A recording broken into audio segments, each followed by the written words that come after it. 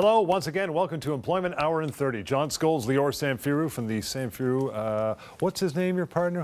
He's not important. Okay, it doesn't matter. Yeah. Either way, the guys are pretty talented. So normally we're here this time of the morning, this time of the day to do this program all about employment law. This is a very important topic. If you're joining us for maybe the second, third, fourth, 100th time, glad to have you along again. If it's your first time, this is a really important show because it's all about employment law, your workplace, harassment, your boss, your severance, everything you need to know about your job where you spend 1,800 hours a year is what we talk about and focus on each week. We got a lot of stuff to get through today. We'll get to some phone calls from our Employment Hour radio show, which we'll get you to comment on. I know you have some perspective on that. Lior, we'll talk about the Severance Pay Calculator and coming up when an employment lawyer can help, which generally, if you have a job, it's most of the time. That is all just ahead. But first, we always start with the week that was. What do you got going on, pal?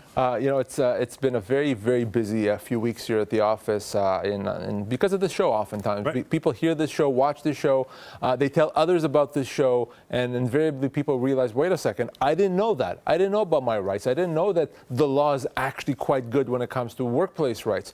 And people contact me, and they want to know, how does the law help them? What does that mean for their problem, their situation in the workplace? And that is exactly why we're here. We could be talking about other things, but workplace rights impacts all of us. That's why we're talking about workplace rights, because you have a job, your friends have a job, we all have to work for a living, and the law is very important because the law protects us.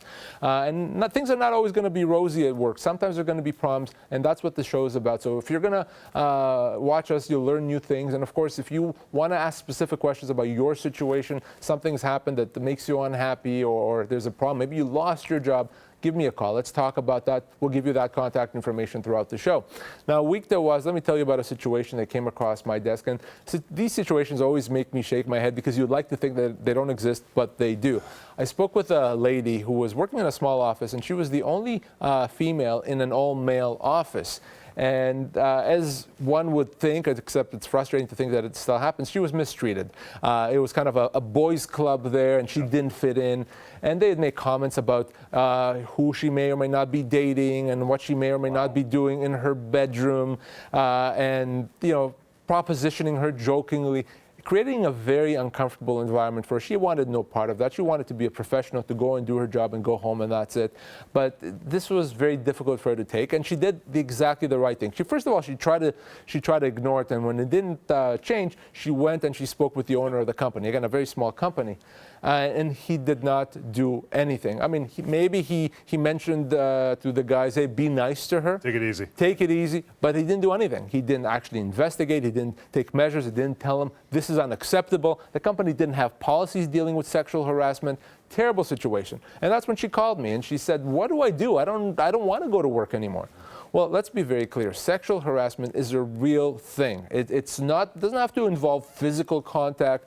In situations where you're being put down, propositioned, comments are made that are inappropriate, that's sexual harassment. That's exactly what she had to endure. And the law doesn't take favorably to that, as it, of course, shouldn't. Of course. And because of that, what does this mean for her? Because the company didn't do anything. Number one, this is a human rights violation. The company could have fixed the problem, and it didn't. That's a human rights violation. They have to fix the problem. They have to take measures to protect her.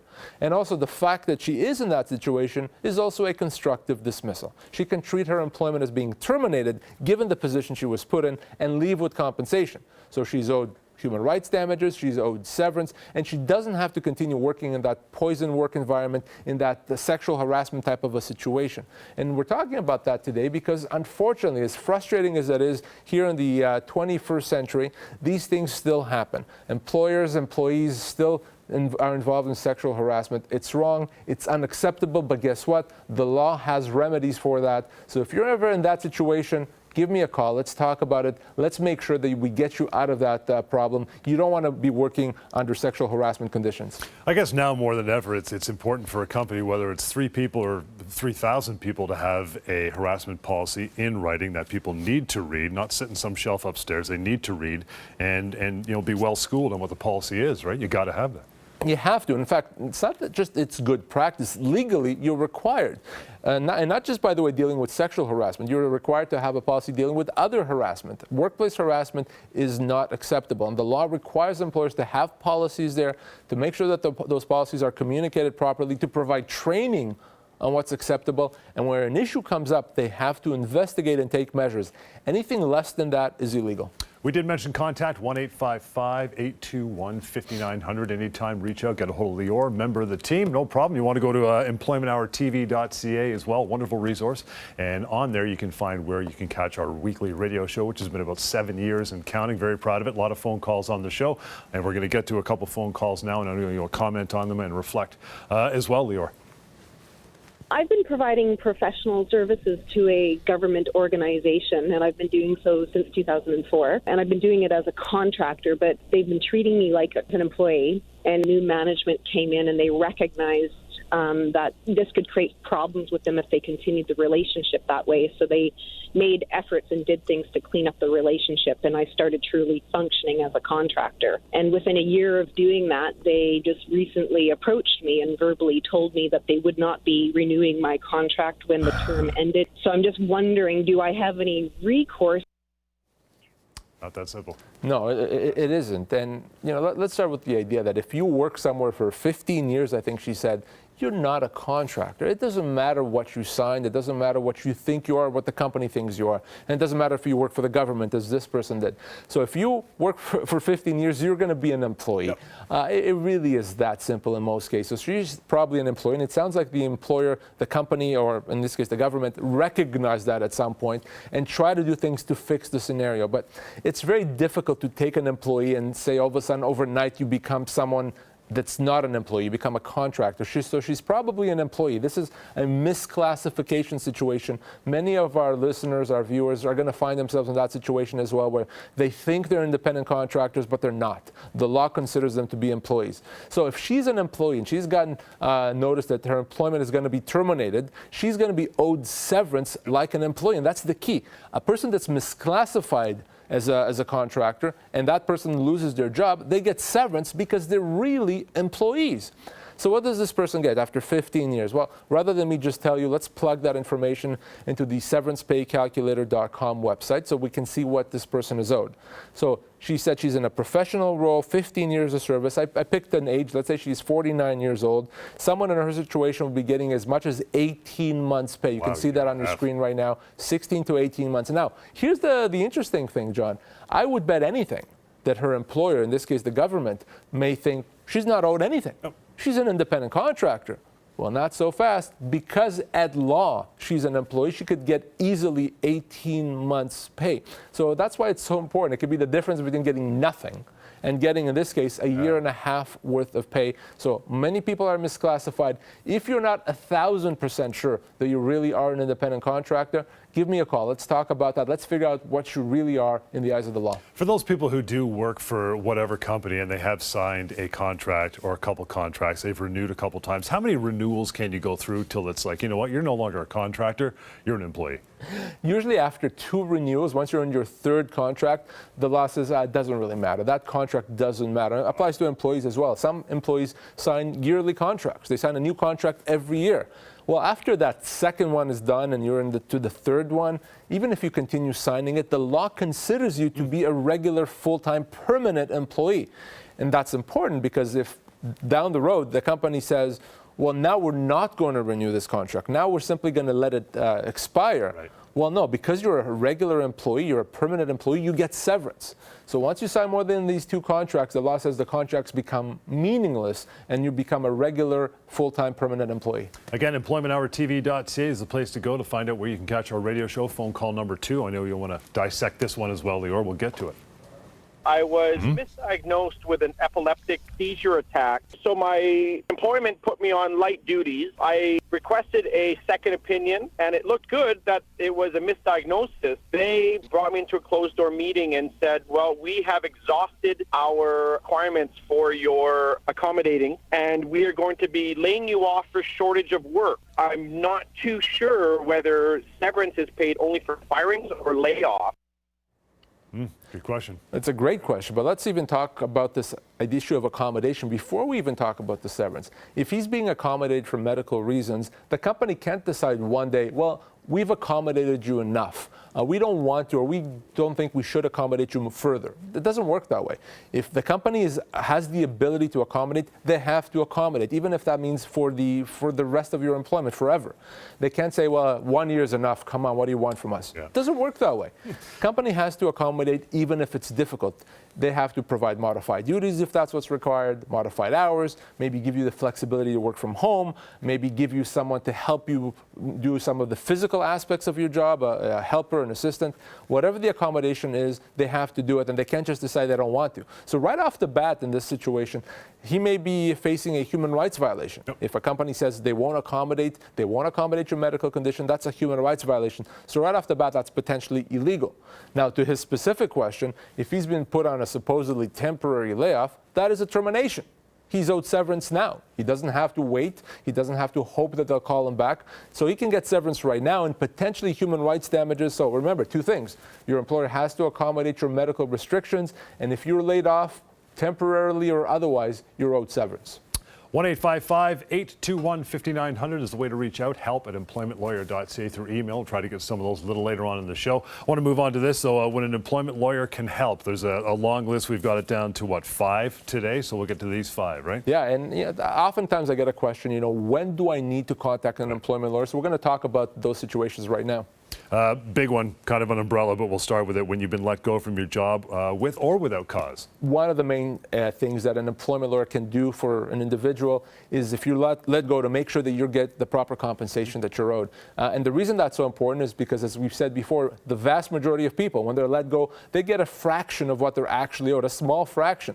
And you need that help to get your full severance. What I do probably most of my time is work with people that have lost their job to make sure they get the proper severance. And we're not talking about a situation where, they gave me $10,000 in severance and it should have been $12,000. We're talking about situations that they gave me $10,000 and it should have been $100,000. That's very, very common. So you need always to speak with me if you lose your job. You can also go to severancepaycalculator.com, but you have to do something. When your employment lawyer can help, that's what we're talking about. We covered this actually off the top of the show for the week that was, and the next one is when you're dealing with workplace harassment. Workplace harassment is a big issue. It's a problematic issue, and it's one that needs to be dealt with properly. If you're being harassed, we need to have a plan of action. Okay, we can't just say, hopefully things will get better. So I always put a plan of action for my clients. I talk to them about how do we deal with it internally, how do we get you out of there if we need to. The worst thing that you can do is just let it happen. It's going to impact your health. It's going to make you have to go on a stress leave. It's a bad situation.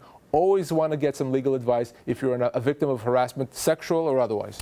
Another reason you want to make that phone call, and these are the topics, these are the reasons why you need Lior's help. And this one we talk about on past shows and will in future as well. That's when significant changes have been made to your job without your permission. Probably the second most, after termination, second most common issue that I have when people contact me is they've changed my job. They've reduced my pay, or maybe they've demoted me, they've relocated me, they've reassigned my duties, what have you.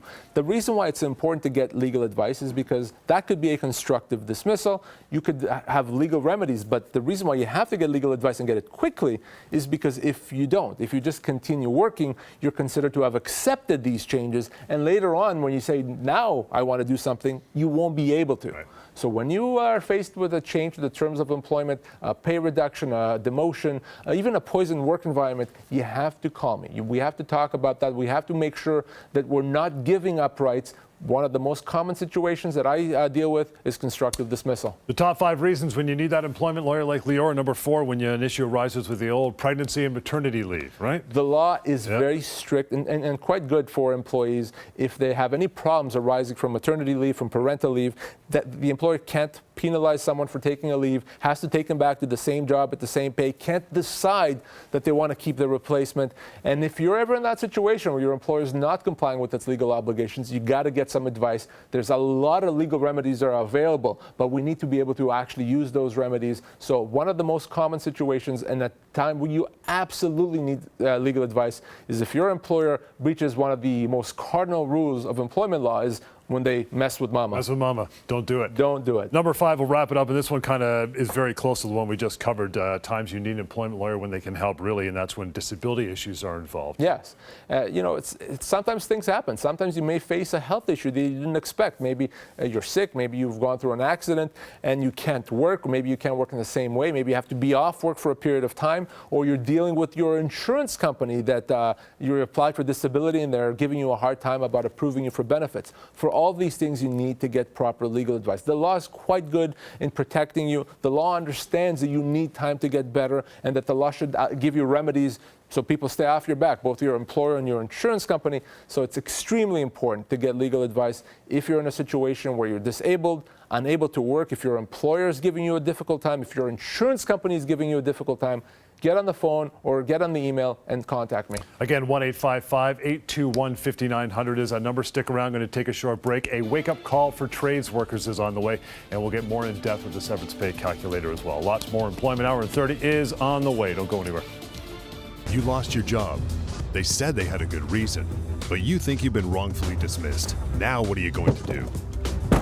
I'm going to employmentlawyer.ca. Always check with the employment lawyer first at employmentlawyer.ca. You've been denied long-term disability. You think you're powerless, but you have a lot more power than you think. I'll tell you a secret. It's a numbers game for the insurance company. They're betting on you walking away from money that they owe you. Don't make that mistake. We resolve disability claims all the time. We force insurers to pay what they owe. We're in your corner. Call Savan and his team, 1-833-IN-YOUR-CORNER, or go to inyourcorner.ca. You lost your job. They only gave you 2 weeks of severance per year worked. But where can you find out what you're really owed? I'm going to severancepaycalculator.com. Find out how much you're owed right now. Severancepaycalculator.com.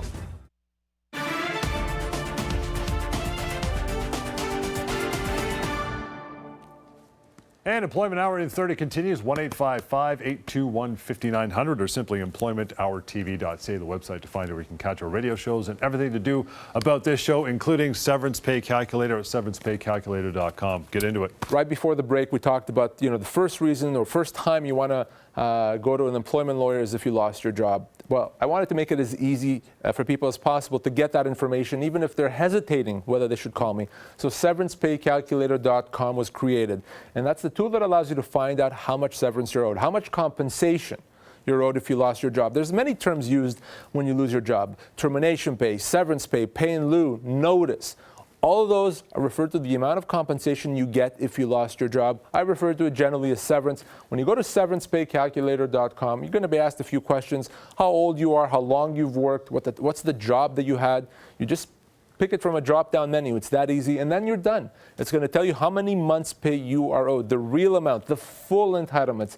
It's easy to use. You can check it out right now, even if you haven't lost your job, even if you're curious. It's anonymous, it's free, it's easy to use. There's no strings attached. I want people to have that information and surprise you. You're going to have a surprise when you get there. I promise you, you're going to think, oh my God, I thought I only get a week per year of service or 2 weeks per year of service, and this tells me I get 3 months per year of service. Well, it works. It's the law. severancepaycalculator.com. Works as well if you're an employer. There's an employer mode on the calculator and a contact button to reach Lior at the bottom of that as well. I always say show, don't tell, right? So we can talk about it forever, but we'll actually run a scenario through the calculator and see what you think. 43-year-old Rashad was hired as a sales manager with the goal of revitalizing the struggling sales team.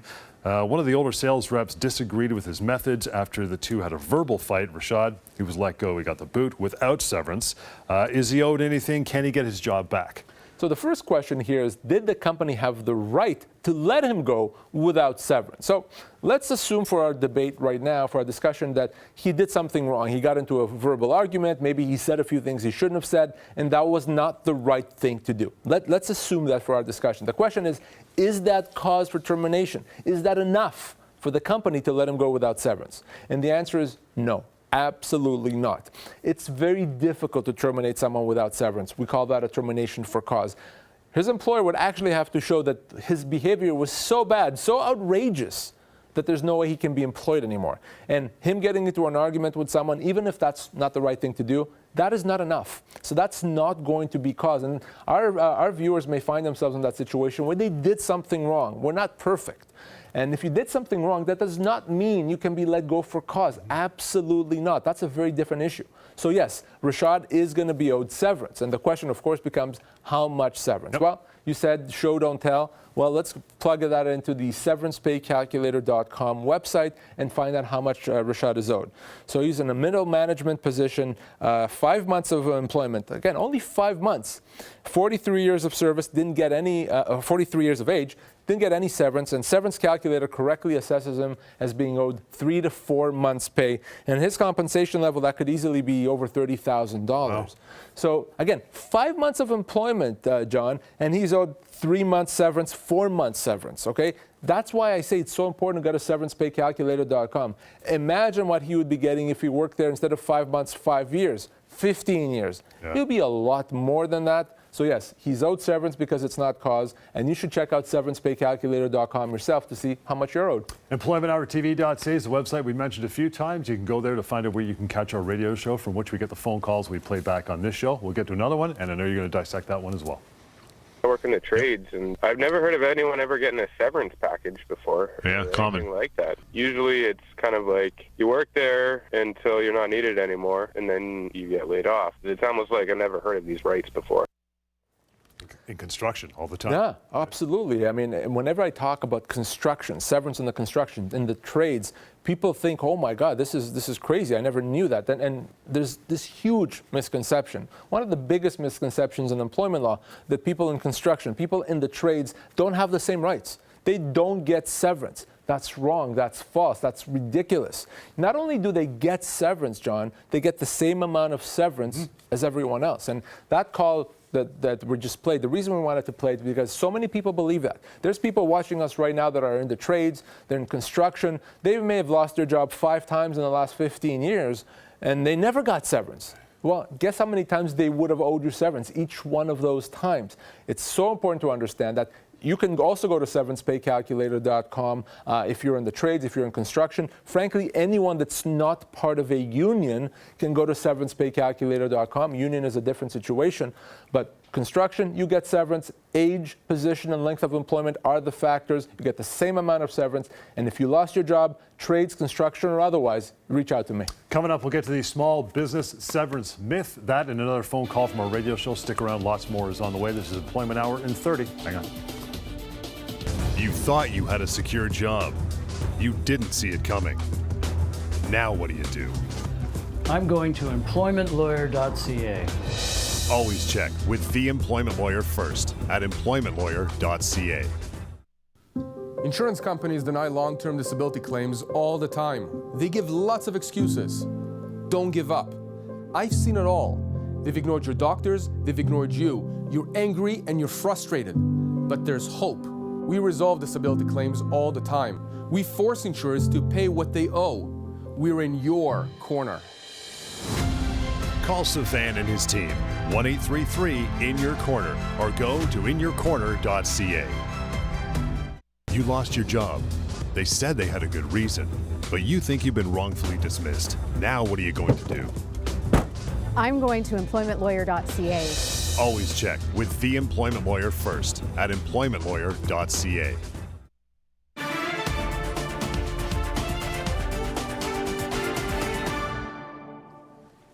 Hey, welcome back to Employment Hour in 30, employmenthourtv.ca, the resource to find a radio show near you where you can catch the Employment Hour, our 7-year-plus radio show. Very proud of it. A lot of phone calls on the show. We play them back on this show, as I mentioned, and Lior dissects them and gets some comment on them. Let's get to another call.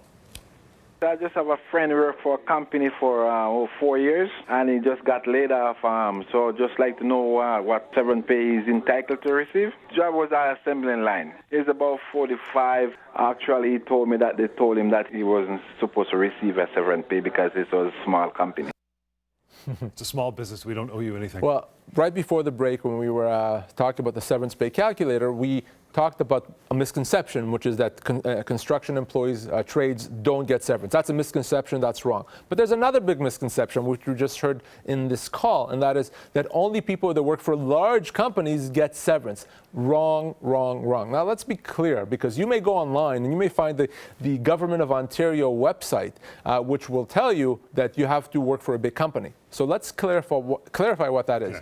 The whole idea of only working for a big company to get severance comes down to your minimum entitlements. So your minimum entitlements may actually be different whether you work for a small company or a big company, but who cares? That's irrelevant. Your full entitlements, we call those your common law entitlements, are the same whether you work for a big company or you work for a small company. Remember, the factors are your age, your position, and the length of your employment, not the size of the company. It doesn't matter. So this person was wrongfully dismissed because the fact that he works for a small company doesn't mean he doesn't get severance. So the question, of course, is how much severance. So again, let's go back to our handy-dandy tool, severancepaycalculator.com, and see how much this person is owed.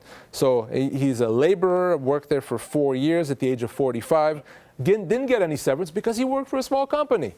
Except severancepaycalculator.com correctly says he's owed 6 months' pay. 6 months' pay. Now, I don't know how much this person is earning. I don't know what his yearly salary is, but I don't care. 6 months' pay for anyone is a lot of money. For anyone. So that's why it's so important to go to severancepaycalculator.com to get some advice. There's a lot of misconceptions. We've just talked about 2 of them. There's probably a dozen more. So don't let that happen to you. Don't fall for any misconception, any rumor. Go to severancepaycalculator.com, reach out to me, reach out to another employment lawyer if you don't want to talk to me, but do something to enforce your rights. There is another place you can ask questions when the show is not on or when you're making the phone call. That is terminationquestions.com. A drop-down menu, ask your question. There's a high probability that question has been asked and answered in depth. If not, leave it there and Lior and his team will get to it. We'll get to one now as we read through one. Again, terminationquestions.com is the place. I worked for a small business for 4 years, worked on a 1-year contract every time, so 4 of them, a week before the end of the last contract, I was suddenly told I would not be renewed. I'm done, and was thanked for my service. Out you go. That was a punch in the gut. Can they do that? Well, you know, we touched on this earlier in the show, but here's the thing. Obviously, this person is upset about losing his job. Right. And I understand that. I mean, if you've done nothing wrong, you expect to continue working. Most of us would. The reality is, unfortunate as it may be, is that an employer is allowed to let you go even if you've done nothing wrong, as long as they pay severance. They can do that. You could be the best employee. You could be the hardest working and the most dedicated employee. They can make the bad call to let you go as long as they pay severance. So that's the question here. Severance. Now, this person signed a series of 1-year contracts. We talked about that earlier. Because he signed about 4 of them, it looks like it from the sounds of it, it doesn't matter. He's not really on a contract anymore. He becomes an indefinite employee, a permanent employee. Right. So when the company decides to supposedly not renew the contract, what they're really doing is they're terminating his employment, and he gets severance the same as everyone. Now, if this was the first contract that he'd signed 1 contract, the contract expired, the company shook his hand and says, we're not going to renew it, then no, he would not likely be owed severance. But because there was a bunch of contracts, he kept signing, he kept getting renewed, he kept continuing to work, the law is going to say, enough. You're now a regular employee, which means you get severance as a regular employee. So again, after 4 years, he could easily be owed 6 months' pay here. So that's a very common situation. If you sign a series of contracts, happens often, by the way, in private schools, you know, when the teachers sign a contract for a school year, you become a regular employee. You get severance if the contract doesn't get renewed. Very important to remember that. Now, this is the 4th contract, 4th year, and they're going to obviously take it to the end and not renew it. What if he was 6 months into the 4th contract? They said, we're letting you go now. Do they have to, A, pay the rest of the contract and then pay severance for the 4 years, or how does that work? So because the contract becomes kind of meaningless at that point, he simply gets severance based on as if there's no contract at all. Age, position, and length of employment. You can go to severancepaycalculator.com. Very, very common scenario. I've spoken literally with hundreds of people over the last 15 years that have signed a series of contracts, not realizing that those contracts become meaningless, and eventually they're let go at some point. Nothing lasts forever, and they get severance, and they could be as much as 2 years' pay, even though you're supposedly on contract. We've had phone calls before, and it's been guys are on contract for 30 years. Is that- Signing a contract for every year for 30 years, figuring I got nothing. I walked away. I Yeah. was told I don't get anything. No one even thinks about the contract. It's just a formality. We sign a piece Sure. of paper. I don't really care because I have a job. I have had this job for many years. And that's the point. You're not really on contract. If it's just a formality, it becomes a regular employment situation, which is especially important if you lose that job, because then the company can't say you were a contract employee when you're not. You get severance. A lot of stuff to take in today, a lot of stuff we get through. You want to catch up and follow up on more, 1-855-821-5900. Go to employmenthourtv.ca to catch where you can find a radio show, and email as well as help@employmentlawyer.ca. And Severance Pay Calculator, don't forget about that. Thanks for tuning in. We'll catch you next time right here, Employment Hour in 30. Closed captioning of this program is brought to you in part by SeverancePayCalculator.com. Find out how much you are owed right now. SeverancePayCalculator.com.